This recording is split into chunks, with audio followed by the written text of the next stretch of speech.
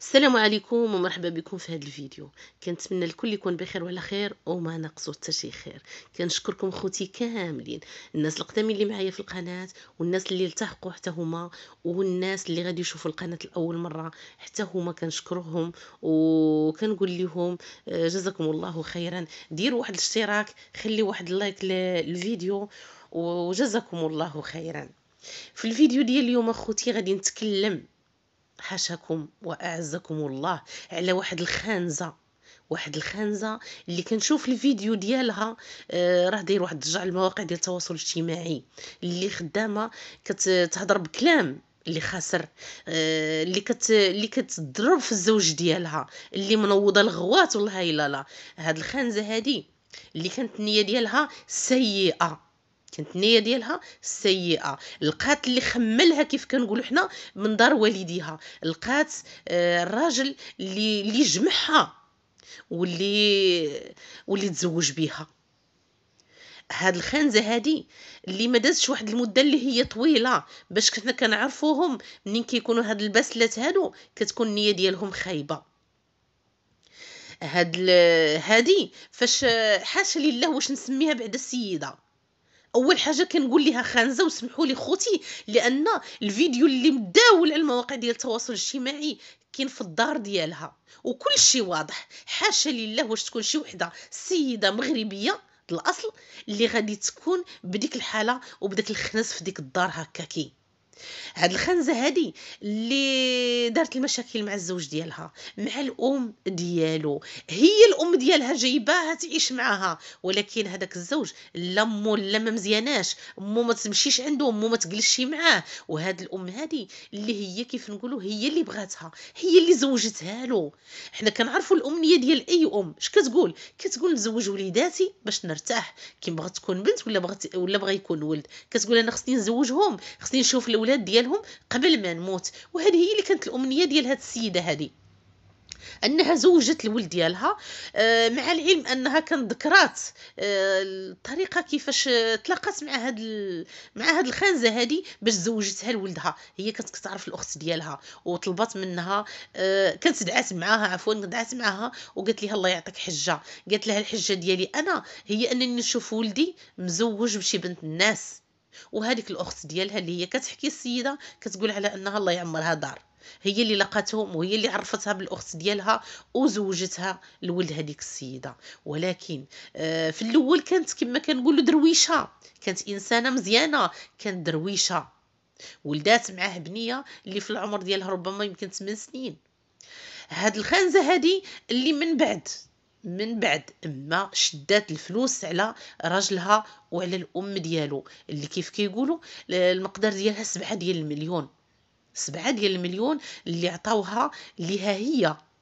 وهما كانوا ذكروا علاش انهم كانوا عطاو ليها هي، لان ربما الدار كان باقي فيها، خصهم يزيدوا يخلصوا فيها، وقت ياخذوا عليها كريدي. مع العلم ان الراجل الكبير ما غاديش يعطيو له هو الكريدي يعطيو لها في الاسم ديالها. وحنا كنعرفوا هاد الظاهره هذه كيتفاهموا العيالاتهم ورجالهم، وكتكون المراه صغيره كتاخذ الكريدي في الاسم ديالها، وربما راه الزوج هو كيخلص، ماشي غير هي اللي غتخلص، ربما راه حتى الزوج كيخلص معاها بداك الكريدي.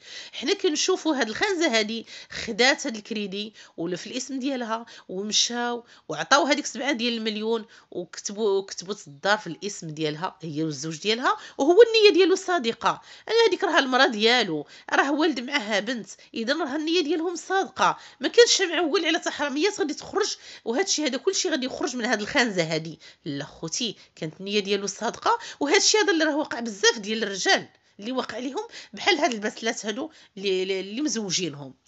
فاش خدات هاد المراه هادي، خدات الفلوس 7 ديال المليون وكتبات الدار في الاسم ديالها، تقلبات على راجلها خوتي، تقلبات عليه، ولا كيبان ليها عقروش، ولا كيبان ليها شارف. في الاول ما كانوا عينيها مسدودين، ما كانتش شايفه داك الراجل راه كبير، ما كانتش شايفه ديك الام ديالو راها عايشه معاه. لا خوتي ما كانتش عارفاها، كانت باغيه تغي تستر راسها، باغا دير دارها، باغا دير الوليدات ديالها. ولكن سرعان ما كتبات الدار في الاسم ديالها وضمنات انها راه داكشي راه الدار ديالها، ما غاديش يسال معاها، اللي الراجل ديالها كيحكي خوتي، ماشي انا اللي كنقول، راه في الفيديو كاين كيقول على انه سمعها كتكلم مع شي واحد، شي واحد اللي هو غريب. وحنا كنعرفوا مرا كتكلم، مرا مزوجه وكتكلم مع شي واحد، راه لا حول ولا قوه الا بالله، راه كلشي خوتي واضح بلا ما نزيدو نشرحوا، راه كلشي واضح. وحنا كنشوفوا المعامله اللي كتعامل بها ديك العجوزه ديالها، هذيك اللي تحسبها في البلاصه ديال الام ديالها، هي الام ديالها باغياها، اللي لا حول ولا قوه الا بالله، هي الام ديالها مدخلاها وباغياها، ولكن الزوج ولكن الام ديال الزوج ديالها لا ما تبغيهاش. سبحان الله، هذاك الراجل طاح عليك من السماء، حتى جاك راجل واقف وجا خطبك وعرس بيك وولد معاك البنت، جا غير هكذاك، ما ولداتوش مرا، ما ضحرتش به مرا كيف كنقولوا حنا، لا، هذاك الراجل جاك غير هكاك.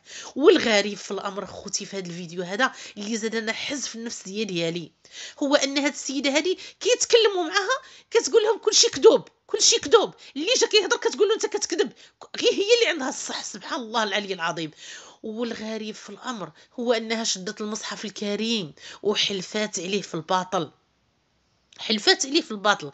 بزاف اللي غادي يجيني في التعاليق وغادي يقول لي انت ما كتعرفيهاش، ما عرفاش الحقيقه، ما عرفاش. انا ما عرفاش وكنقول الله اعلم، ولكن كاينه الشهاده ديال ناس اخرين، كاينه الشهاده ديال ناس اخرين اللي كانوا شهدوا وقالوا على ان راه هذيك الام اي ديال الزوج راه عطات ليها 7 المليون، وعارفين المصدر ديالها حتى منين جابت هذيك السيده ديك 7 المليون، عارفينها.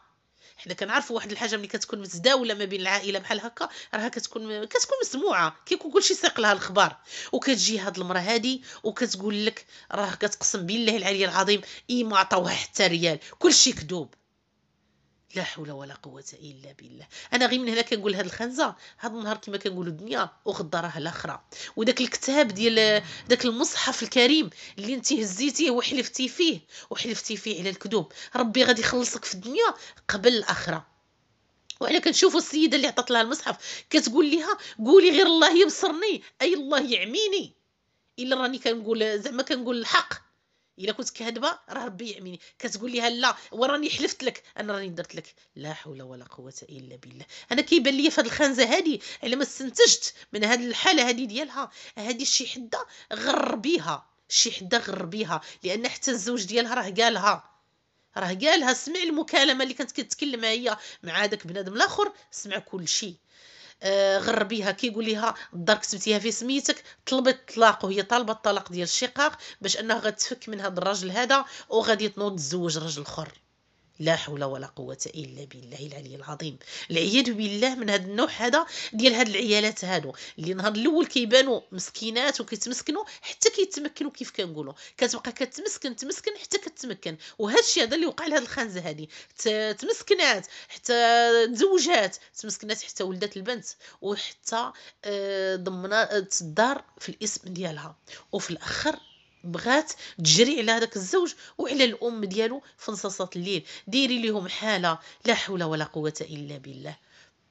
والغريب خوتي في الامر ان السيده الصحفيه كتسولها وكتقول لها واش انت راضيه تعيشي في هذا الخنز هذا، لان الدار كارثه صراحه كارثه. ويلي بحال داك المشهد هكاك كنشوفوا شي عيالات اللي هما ساكنين فيه اللي كيكون متخلى عليهم ولا كيكونوا حمقات مساكن وكيكونوا عايشين في شي دار اللي هما بوحديتهم، اللي بزاف كنشوفهم بحال هذا الشكل هكا، وما كيكونوا يقدروا لا العقل مشى لهم، ما كيقدروا لا يخملوا دارهم، لا يسيقوها، لا يغسلوها، لا حتى شي حاجه. ولكن هاد المراه هذه اللي كتبان راه قواها كامل قواها العقليه، مراه صحيحه صغيره انها تنقي، كتقول لك لا ما دامت عجوزتها كاينه في الدار هي ما تنقيش الدار، اللي مخليه ديك الريحه ديال الخنز اللي الناس الجيران ديالها كيتشكاو من ديك الريحه. هذه الخانزه، هذاك الشيء علاش اخوتي انا سميتها الخانزه. هذه الخانزه هذه اللي لا حول ولا قوه الا بالله، الله ياخذ فيها الحق.